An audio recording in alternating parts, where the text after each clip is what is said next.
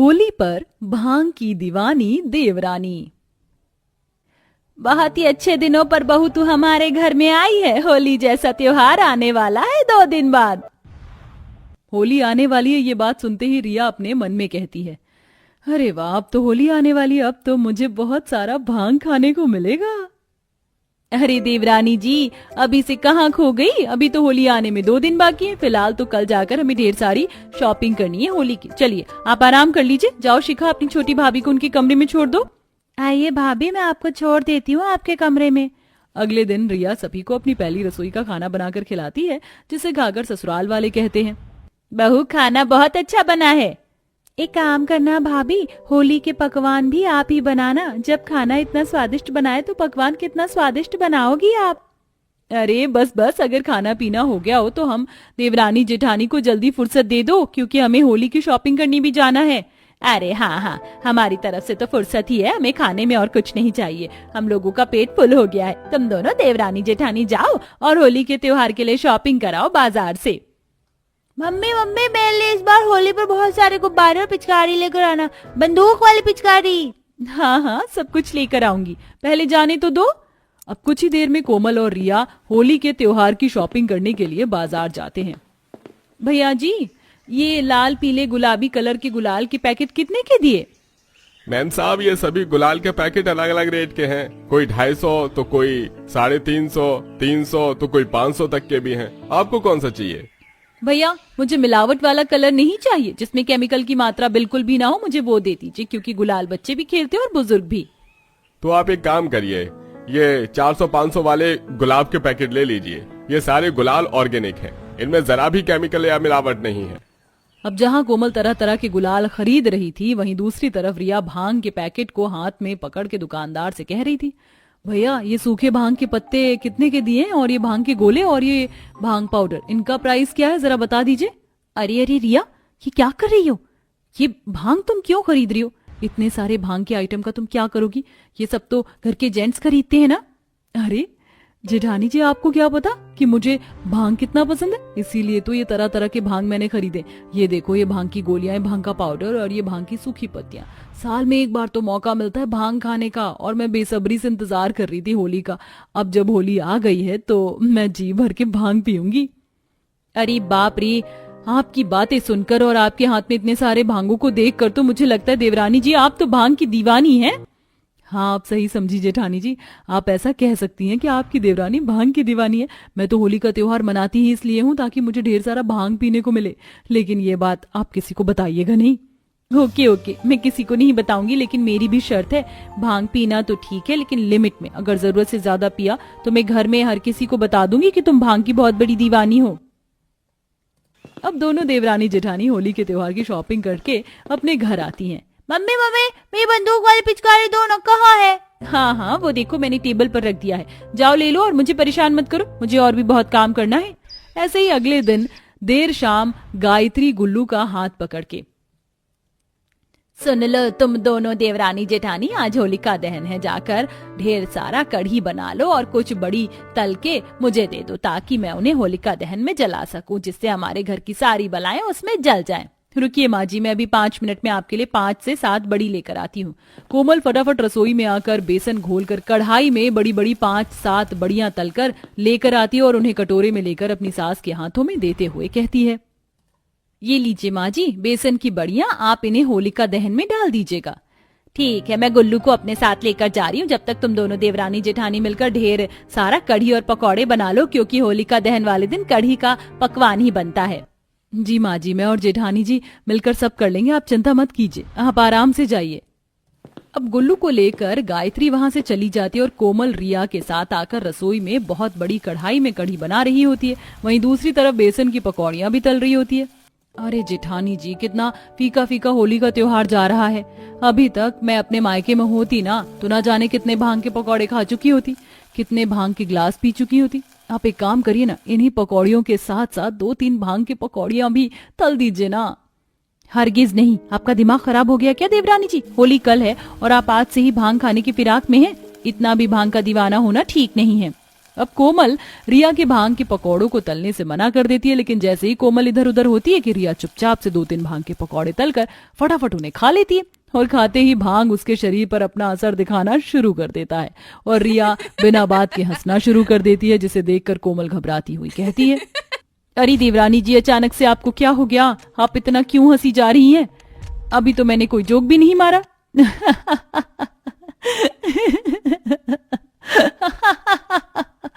पता नहीं जेठानी जी, मुझे तो बहुत हंसी आ रही है। तभी कोमल की नजर गैस पर जाती है जहां पर भांग के कुछ पत्ते गिरे हुए होते हैं, जिसे देख कोमल मन में कहती है, बाप रे, लगता है देवरानी जी ने अपने भांग के पत्तों की पकौड़ियां बनाकर खा ली हैं। अब मैं क्या करूं, इनका तो हंसना ही बंद नहीं हो रहा है। कुछ देर बाद गायत्री और गुल्लू भी घर लौटते हैं। घर का सारा सदस्य डाइनिंग टेबल पर खाने का इंतजार कर रहा होता है। जहां कोमल सबके लिए खाना परोसती है, वहीं रिया डाइनिंग टेबल पर बैठकर हंस रही होती है। अरे ये कैसी कढ़ाई बनाई है? ये जरूरत से ज्यादा पतली लग रही है। इतनी पतली कढ़ी, ऊपर से इतनी पीली। छी भाभी, ये क्या बोल रही हो? अरे कोमल बहू, रिया को क्या हो गया है? ये ऐसे पागलों की तरह क्यों हंसी जा रही है? महेश, इसको अपने कमरे में लेकर जा। अब महेश रिया को लेकर कमरे में आता है और अभी भी वो तेज तेज हंसे जा रही थी। हे भगवान, हे देवी, कृपया करके आप शांत हो जाइए और ऐसे राक्षस की तरह हंसना बंद करिए। कल सुबह होली और मुझे 36 काम करने हैं। अरे मुझे भी बहुत तेज नींद आ रही है, लेकिन मेरी हंसी बंद ही नहीं हो रही है। ऐसा लग रहा है कि मेरे पेट में कोई गुदगुदी कर रहा है। मेरी हंसी रुक ही नहीं रही है। अब अगले दिन सुबह होली का त्योहार आता है, जहां कोमल कढ़ाई में गरम गरम गुजिया तल रही होती है। अरे जेठानी जी, कितने ड्राई फ्रूट्स वाली गुजिया तलेंगी? अब 1-2 मेरे लिए भांग भर के गुजिया बना दीजिए ना। देवरानी जी, तुम तो रहने दो, तुम तो भांग की दीवानी ही हो, और तुम्हारे चक्कर में अगर किसी और ने ये भांग की गुजिया खा ली ना, तो वो भी तुम्हारी तरह पागलों के जैसे हंसता फिरेगा। अब रिया मुंह लटका के हॉल में आती है, जहां उसकी नजर टेबल पर रखे ढेर सारे भांग के ग्लास पर जाती है। तभी रिया फटाक से एक भांग का ग्लास उठाती है। तभी वहां खड़े जेठ, देवर, ससुर औरों की नजर रिया पर जाती है। अरे रे रे रे, ये क्या कर रही हो? ये तुम्हारे लिए नहीं है, ये बाहर से आए हुए लोगों के लिए है। दूर हटो, छोड़ो मुझे। अरे होली में भांग नहीं पिया तो क्या खाक होली मनाई? अब रिया महेश के हाथ से भांग का ग्लास छीनकर भटक जाती है, जिसके बाद रिया की हंसी रुक ही नहीं रही थी। अब रिया पूरी तरीके से अपने होश खो बैठी थी और फिर रिया हाथों में ढेर सारा गुलाल लेकर अपने ससुर के गालों पर रगड़ने लगती है। अरे अरे बहू, क्या कर रही है? ये तेरे ससुर है, तेरे पति नहीं, जो उनके गालों पर इतनी बेशर्मी से रंग लगाई जा रही है। रिया को किसी की बातों का कुछ फर्क ही नहीं पड़ रहा था। अब रिया नशे की हालत में मोहल्ले में आ जाती है। बहू, घर के अंदर चलो, तुम होश में नहीं हो। तभी सामने से एक लड़का अपने हाथों में सड़े हुए अंडे की ट्रे लेकर आ रहा होता है और रिया बिना कुछ सोचे समझे उसी अंडों को उठाकर अपनी सास के सर पर फोड़ देती है। तभी पड़ोस की बिमला कहती है, देख रही हो सरला, गायत्री की नई बहू नशे में होली खेल रही है। आजकल की बहू को तो शर्म लिहाज ही नहीं है। राम राम राम राम, बहू ये क्या किया? ये सड़े हुए अंडे मेरे सर पर क्यों फोड़ दिया? तभी वहां पर महेश आता है। माँ, रिया ने जरूरत से ज्यादा भांग पी ली है। अभी कहाँ, अभी तो मुझे थोड़ी और भांग पीनी है। देवर जी, आप सही कह रहे हैं। रिया तो होली के एक दिन पहले से ही भांग पी रही है, लेकिन डर के मारे ये बात मैंने किसी को बताई नहीं। तभी गुल्लू अपने हाथ में भांग का ग्लास लेकर आ रहा होता है। ये देखो मेरे पास क्या है, भांग। तभी गुल्लू की बातें सुनकर रिया झट से उसके हाथ वाली भांग भी गटक जाती है। रिया, ओह शिट, अब ये ओवरडोज हो रहा है। भांग रिया के दिमाग पर भी असर कर सकता है। अब लास्ट भांग का ग्लास पीने के बाद रिया इतना हंसती है कि हंसते हंसते वहीं बेहोश होकर गिर जाती है। सभी लोग रिया को डॉक्टर के पास लेकर जाते हैं। भांग का जो नशा है उनके दिमाग पर चढ़ गया है। अगर आप थोड़ी और लेट करते तो इनकी मौत भी हो सकती थी। और देवरानी जी बहुत भांग की दीवानी बन रही थी ना, अब पता चला कि मैं आपको क्यों भांग पीने से मना कर रही थी। हाँ जेठानी जी, आप सही कह रही है। आज के बाद मैं कभी भांग नहीं पीऊंगी और नॉर्मल गुलाल और पकवान खाकर ही होली का त्योहार सेलिब्रेट करूंगी। भैया, आप दुबई जाकर हमें रोज कॉल करना और अपना ख्याल रखना। गौरव बेटा, समय पर खाना खाना और यहाँ की चिंता बिल्कुल मत करना। भगवान करे तुम्हें जिंदगी में बहुत सफलता मिले। चलो गौरव, अब हमें निकलना होगा, वरना दुबई जाने वाला प्लेन निकल जाएगा। ओ, मैंने सुना है कि तुम्हारा गौरव दुबई जा रहा है नौकरी के लिए। ये तो इतना पढ़ा लिखा भी नहीं है, फिर दुबई में इसकी नौकरी कैसे लग गई? जरूर लेबर के काम के लिए ही जा रहा होगा। वैसे भी तुम गरीबों की तो यही हैसियत होती है। आप क्यों बार बार हमारा मजाक उड़ाने के लिए आ जाती हैं? अगर कुछ अच्छा नहीं कह सकती तो बुरा भी तो मत कहिए। तो कुछ गलत थोड़ी ना कहा है, जिसकी जितनी हैसियत होती है वो वही तो करता है। हाँ बाबा, आप लोगों की बात पर ध्यान मत दीजिएगा। मैं भले ही मजदूरी के काम के लिए दुबई जा रहा हूँ, लेकिन वहां जाकर मैं खूब मेहनत करूंगा और हर महीना आपको पैसे भी भिजवाऊंगा। गौरव का परिवार काफी बुरे दिनों से गुजर रहा था। गौरव का बड़ा भाई सुमित एक मामूली दिहाड़ी की नौकरी करता था। रोज के मिलने वाले 100-200 रुपए में पूरे घर का गुजारा चलाना काफी ज्यादा मुश्किल था। उसके चलते अब गौरव अलग अलग जगह पर नौकरी ढूंढता है। गौरव के एक दोस्त के चलते गौरव की दुबई में एक मजदूरी की नौकरी लग जाती है और अब गौरव दुबई में मजदूरी की नौकरी करके हर महीने पैसे अपने परिवार को भिजवाया करता था।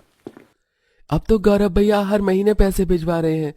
अब तो मेरा क्रिकेट एकेडमी में एडमिशन हो जाएगा ना?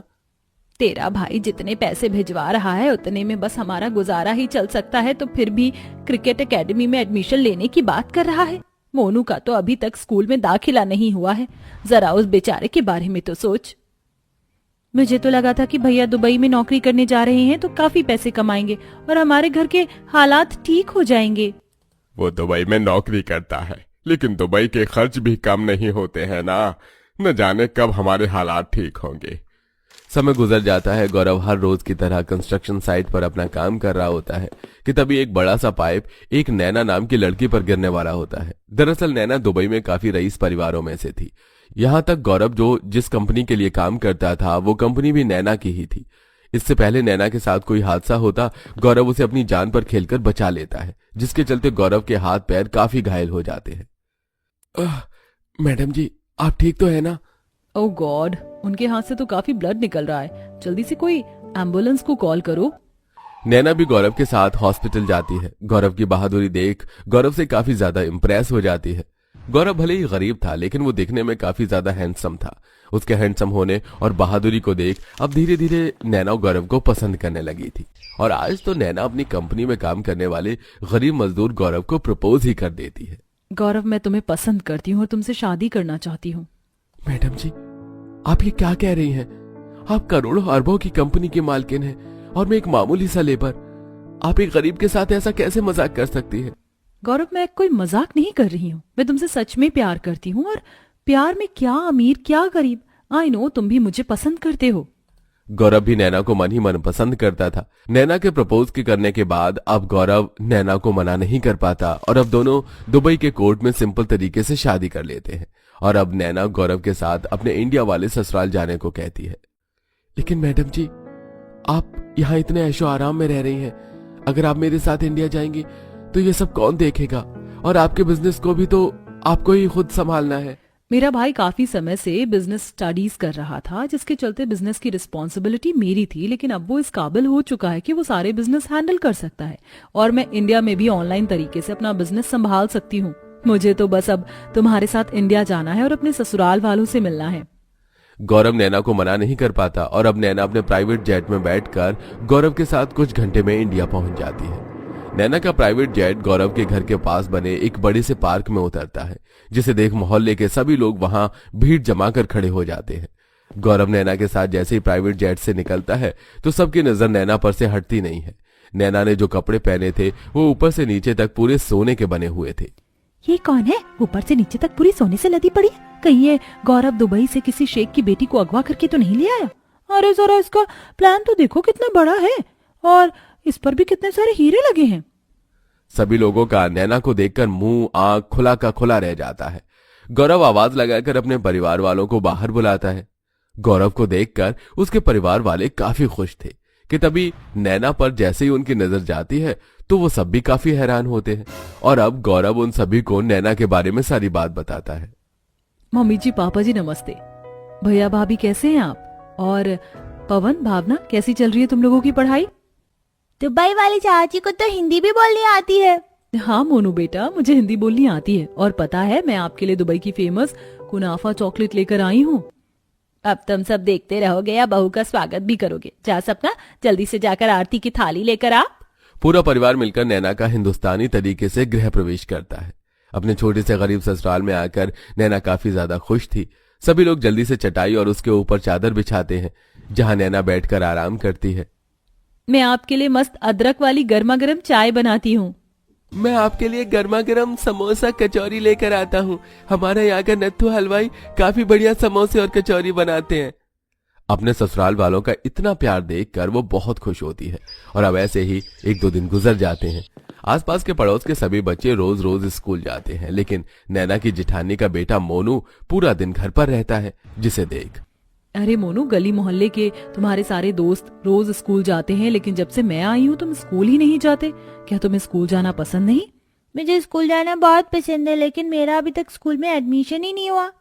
मोनू की बात सुनकर नैना समझ जाती है कि पैसों की कमी के चलते मोनू का एडमिशन नहीं हुआ है, और अब नैना खुद शहर के सबसे बड़े स्कूल में बच्चे का एडमिशन करवाती है, जिससे ये बात घर में सभी को पता चलती है। मैं कैसे तुम्हारा शुक्रिया अदा करूं? रोज अपने बच्चों को स्कूल ना जाता देख दिल दुखता था। कभी सोचा तक नहीं था कि इसका शहर के सबसे बड़े स्कूल में एडमिशन होगा। अरे भाभी, आप कैसी बातें कर रही है? मोनू तो मेरे बच्चे जैसा है। और अब मोनू, तुम्हें खूब मन लगाकर पढ़ाई करनी है। चाची जी, मैं खूब मन लगाकर पढ़ाई करूंगा, बड़ा होकर पायलट बनूंगा। ऐसे कुछ दिन गुजर जाते हैं। नैना को भावना के जरिए पवन का क्रिकेट एकेडमी ज्वाइन करने का सपना पता चलता है, और अब खुद नैना एकेडमी जाकर फीस भरकर पवन के लिए क्रिकेट एकेडमी का फॉर्म लेकर आती है, जिसे देख मुझे तो यकीन नहीं हो रहा है कि मेरे हाथों में मेरे बचपन का सपना है। जिंदगी एक बार मिलती है, इसलिए अपने हर सपने को पूरा करना जरूरी है। और अब कल से तुम्हारी ट्रेनिंग भी स्टार्ट है। तुम्हें भी विराट कोहली की तरह एक फेमस क्रिकेटर बनना है। नैना के ससुराल की हालत काफी ज्यादा खराब थी। जब देखो घर की दीवारों से मिट्टी झड़ती, साथ ही साथ घर में किसी के पास एक पक्का रोजगार भी नहीं था। इसलिए अब नैना उसी मोहल्ले में एक जमीन खरीदकर बड़ा सा घर बनवाती है, और अपने जेठ को एक बहुत अच्छा रोजगार भी खोल कर देती है, जिसे देख हमें तो लगा था कि हमारी बहू दुबई से आई है तो पैसों के चलते बहुत घमंडी होगी, हमारे साथ अच्छा बर्ताव नहीं करेगी, लेकिन बहू तुमने तो हमारी सारी गलतफहमी दूर कर दी। ऐसा लगता ही नहीं है कि तुम इस घर की बहू हो। मुझे तो लगता है भावना की तरह तुम भी मेरी बेटी हो। आप लोग मुझे अपनी बेटी ही मानिए। और पता है, नए घर की खुशी में मैंने एक बहुत बड़ी दावत भी रखी है और सभी मोहल्ले वालों को भी बुलाया है। अब आप लोग जल्दी से जाइए, तैयार हो जाइए। नैना अपने ससुराल वालों के लिए फिर सोने से जुड़े हुए कपड़े दुबई से मंगवाती है, जिसे पहनकर सभी काफी खुश थे। और मोहल्ले के सभी लोग नैना के बुलाए हुए दावत में आते हैं, जिसमें नैना ने दुबई के फेमस शेफ को बुलवाकर दुबई के लजीज पकवान बनाए थे, जिसे परिवार के पास रहने को पक्का घर नहीं था, जो हमेशा साल भर फटे पुराने कपड़े पहनते थे, जिनके घर में मुश्किल से साल में कोई अच्छी सब्जी बनती थी। आज उसी परिवार के ऐसे हालत देखकर सभी अमीर घमंडी पड़ोसियों का मुंह बना हुआ था। किस्मत हो तो इसकी जैसी हो। कहाँ कुछ दिनों पहले तक तो कोई इनसे सीधे मुंह बात भी नहीं करता था, और अब मोहल्ले के अमीर सभी लोग इनकी दावत में आए। इनकी दुबई वाली बहू ने तो कमाल करके रख दिया। और नहीं तो क्या। और तुमने सुनीता और उसकी बहू बेटियों को देखा? सोने के जड़े हुए कपड़े, हाथों में इतने मोटे मोटे सोने के कंगन और हार पहने। मुझे तो इनसे बहुत जलन हो रही है। काश हमारा भी कुछ दुबई में रहता और हमारे लिए भी ये सब करता। अब ये सब छोड़ो, मैंने सुना है काउंटर पर दुबई की गोल्ड वाली आइसक्रीम भी है। चलो चलकर उसे खाते हैं। अपनी जलने वाली पड़ोसियों की बात सुनकर नैना काफी ज्यादा हंसती है, और अब अपने पूरे परिवार के साथ उस दावत को एंजॉय करती है।